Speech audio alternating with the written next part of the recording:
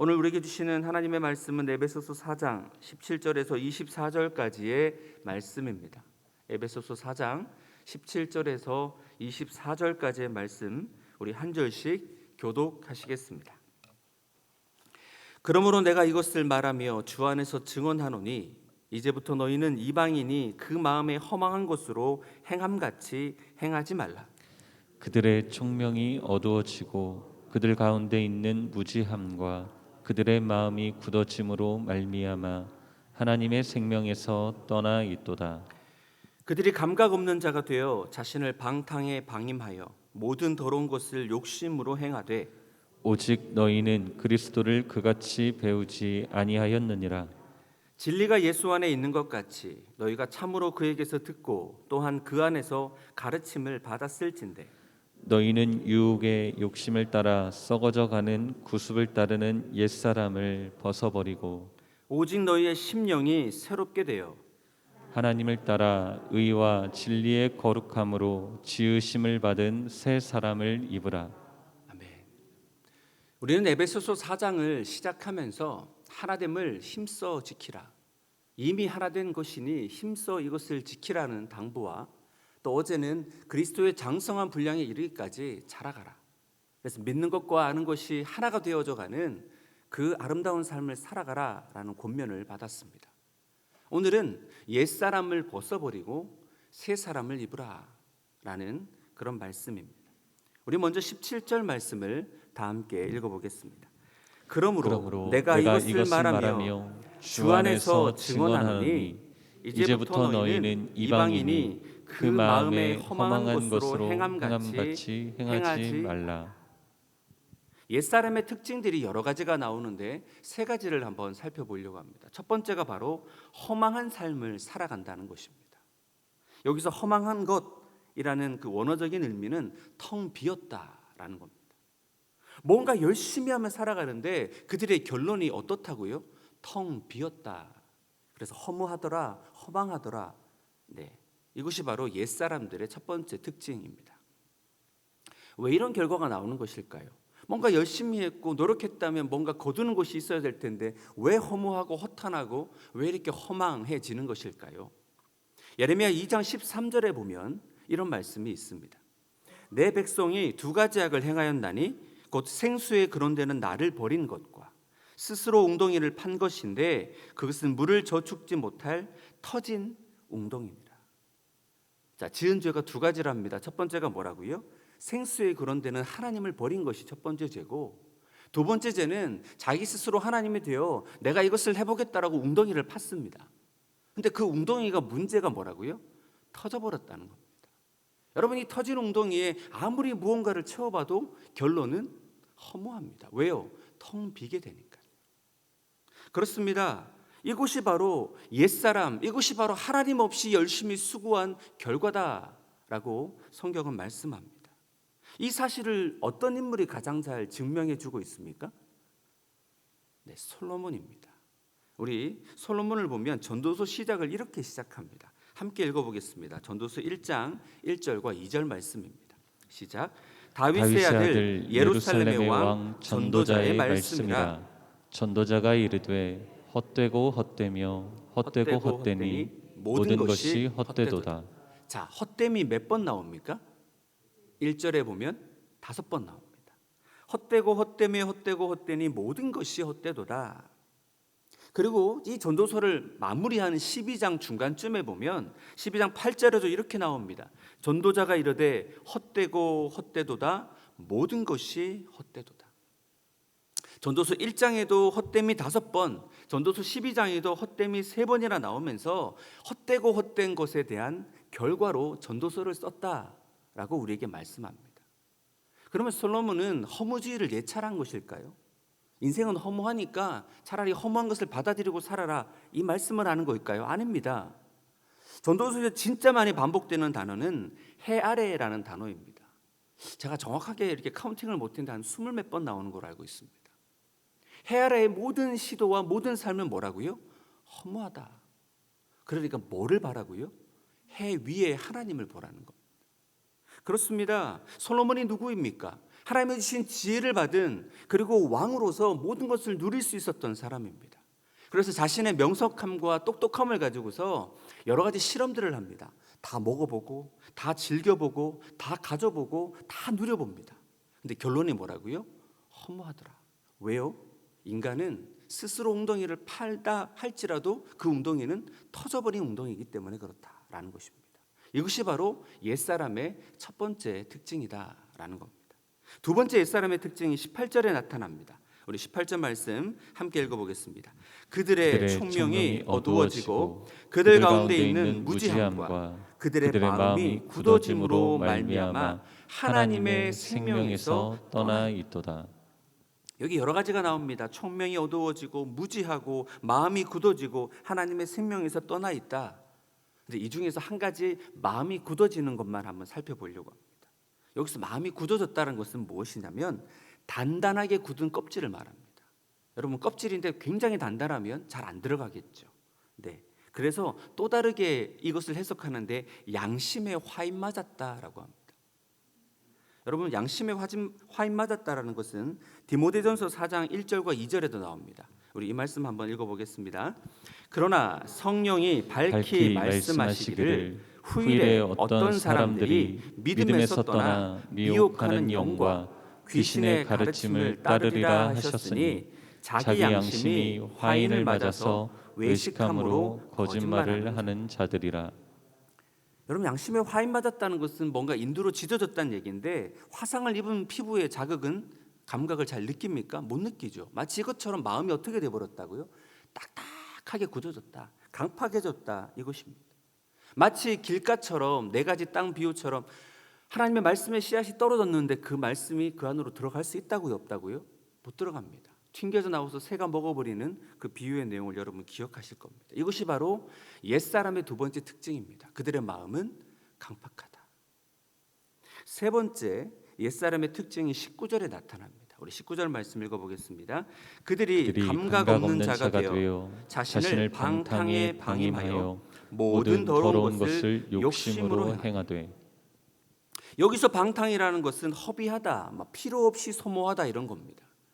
그러니까 여러분 이렇게 집을 나오다가 나 수도꼭지 안 잠궜네 그러면 여러분이 비워진 시간만큼 뭐가 수돗물이 콸콸콸 나오는 거죠. 그런 것들입니다. 그렇게 낭비되는 것이 방탕이다.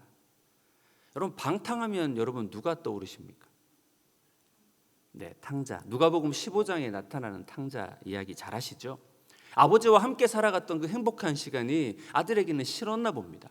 그래서 아버지한테 뭘 요구합니까?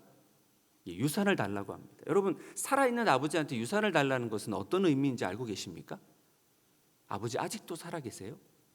네, 물려주시고 빨리 돌아가세요라는 이야기입니다. 배은망덕한 행동을 한 것이죠. 그래서 그 유산을 받아서 자기 마음대로 살면 행복할 줄 알고 삽니다. 결론이 어떻습니까? 돼지가 먹었던 쥐열매매를 함께 경쟁할 사이가 되어버렸습니다.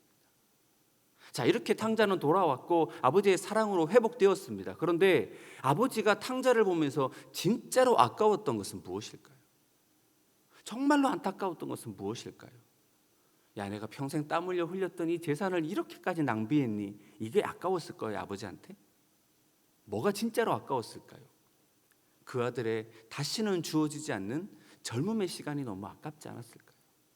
아들아, 너에게 있어서 그 청년의 시기, 너무나 소중한 시기를 왜 방탕으로 허비하느냐? 여러분, 이렇게 옛사람의 모습 세 가지만 살펴봤지만 그 첫 번째 특징은 하나님이 아닌 다른 것을 쫓게 하여서 우리로 하여금 자꾸 허망한 삶을 살게 한다. 두 번째, 죄에 대해서 점점 무뎌져서 마음이 어떻게 된다고요? 강팍해지는 겁니다. 말씀이 못 들어갈 정도로 강팍해지는 것이 옛사람의 특징이고, 세 번째, 새롭게 하나님이 새로운 인생을 살라고 주셨는데 주어진 자유를 가지고 뭘 한다고요? 선한 일이 아니라 방탕한다. 이것이 바로 옛사람의 특징임을 우리는 이해해 볼 수 있습니다. 그래서 사도 바울은 20절에서 21절 이렇게 말씀합니다. 함께 읽어봅니다. 오직 너희는 그리스도를 그같이 배우지 아니하였느니라. 진리가 예수 안에 있는 것 같이 너희가 참으로 그에게서 듣고 또한 그 안에서 가르침을 받았을진데. 새로운 삶을 주신, 너희를 위해 죽으시고 부활하시고 새로운 생명을 주신 예수님이 계시는데 왜 예수님 닮지 않고 바라보지 않고 왜 옛사람의 모습으로 다시 돌아가느냐라고 탄식하는 사도 바울의 탄식과 이런 모습을 보고 안타까워하시는 하나님의 심정이 여러분 느껴지십니까? 그래서 얘기합니다. 예수님이 어떻게 하셨는지 복음서를 통해 배웠지 않느냐? 그러니 이 말씀 따라 예수님 따라 그렇게 살아가야 되지 않겠냐라고 도전하는 겁니다. 여러분, 교만한 우리의 마음이 예수님의 마음을 닮아 겸손해지고 강팍했던 우리의 마음이 애통하는 마음으로 바뀌게 되고 고집스럽고 완악했던 우리의 마음이 온유하고 겸손하신 예수님의 마음을 닮아가야 된다는 겁니다.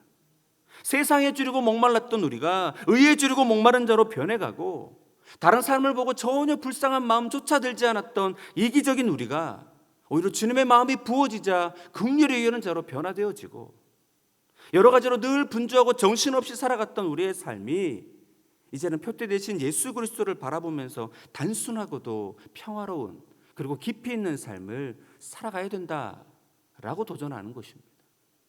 어떤 공동체를 들어간지 간에 문제를 일으켰던 트러블 메이커가 이제는 예수님의 마음을 알고 새 사람이 되었기 때문에 피스메이커, 화평의 사도로 살아가야 된다라고 이같이 배우지 않았지 않느냐, 예수님 닮아가야 된다라고 권면하는 것입니다. 우리 결론적으로 에베소서 4장 22절에서 24절까지의 말씀을 읽어보겠습니다.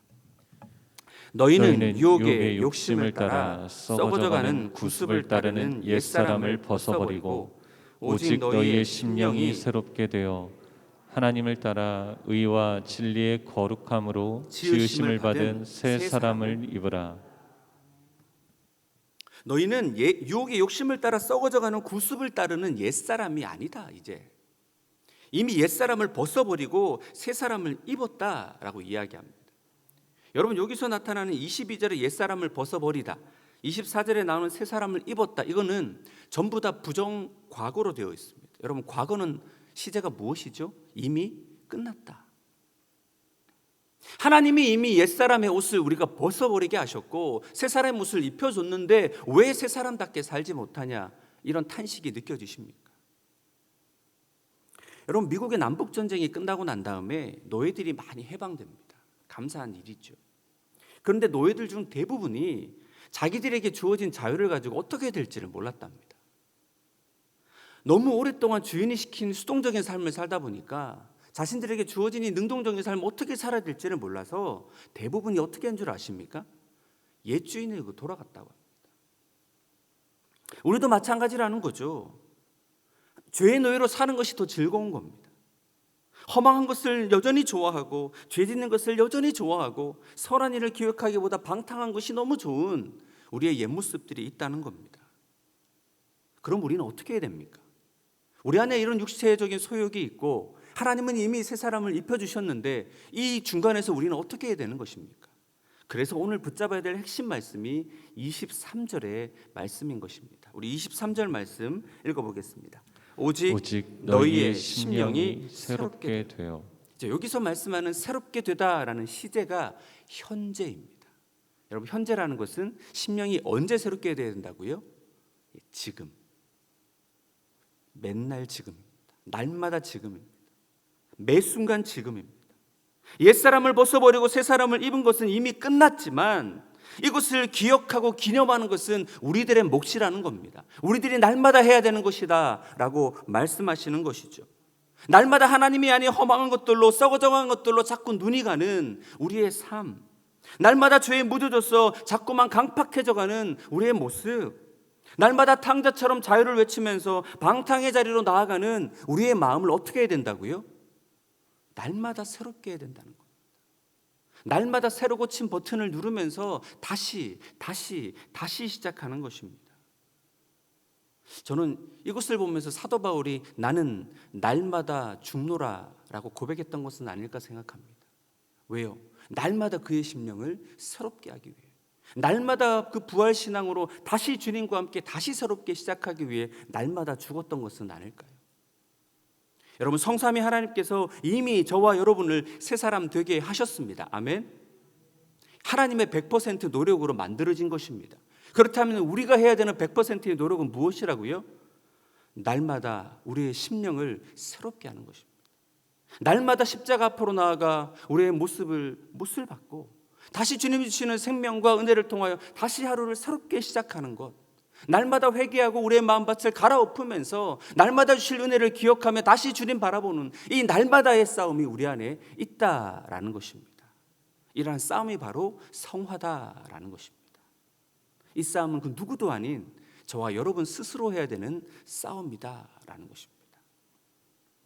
바라기는 날마다 심령을 새롭게 함으로 새 사람답게 그 신분에 맞게 살아가시는 저와 여러분 되기를 주님의 이름으로 축복합니다. 끝으로 여러분 22절과 24절을 보면 어떤 장면이 떠오르십니까? 옛사람을 벗고 새 사람을 입으라. 입고 벗는 것 보면 여러분 뭐가 떠오르십니까? 세례식 떠오르지 않습니까? 갈라디아서 3장 27절 말씀입니다. 갈라디아서 3장 27절입니다. 누구든지 그리스도와 합하기 위하여 세례를 받은 자는 그리스도로 옷 입었느니라. 자, 우리는 무슨 옷을 입었다고요? 이제 여러분들이 거울을 볼 때마다 봐야 되는 것은 여러분의 외모, 화장이 잘 잘 됐는지 안 됐는지, 또 여러분의 헤어스타일이 잘 됐는지가 아니라 무엇을 봐야 된다고요? 나는 예수 그리스도의 옷을 입고 있다. 그 정체성을 확인하는 매일매일이 되기를 소망합니다. 그렇습니다. 에베소서 6장의 표현에 따지면 그리스도의 이 옷은 갑옷처럼 됩니다. 우리는 그리스도의 군사가 되었습니다. 이제 전쟁터의 한복판에 있습니다. 날마다 싸워야 될 적들은 우리 안에 있는 끊임없이 몰려오는 수많은 것들입니다. 우리를 허망한 것으로 오늘 또 끌고 가는, 날마다 죄의 자리를 오늘 또 끌고 가는, 끊임없이 우리 삶 속에 방탕으로 이끌고 가는 것들을 우리가 쳐서 싸우는 그 날마다의 심령을 새롭게 하는 이 싸움을 주님께서 우리에게 허락해 주셨습니다. 그 날마다의 전쟁에서 날마다 죽는 그 역설적 신비를 통하여서 새로운 생명으로 날마다 부활의 능력으로 승리하며 살아가시는 저와 여러분 되기를 주님의 이름으로 축복합니다. 이미 이루어진 하나됨을 힘써 지키라고 하셨고, 믿는 것과 아는 것이 하나가 되어 그리스도의 장성한 분량에 이르기까지 자라가라 말씀하셨습니다. 이제 옛사람 벗었고 새사람 옷 입었으니까 이 사실을 기억하고 기념하며 살아가야 된다라는 것입니다.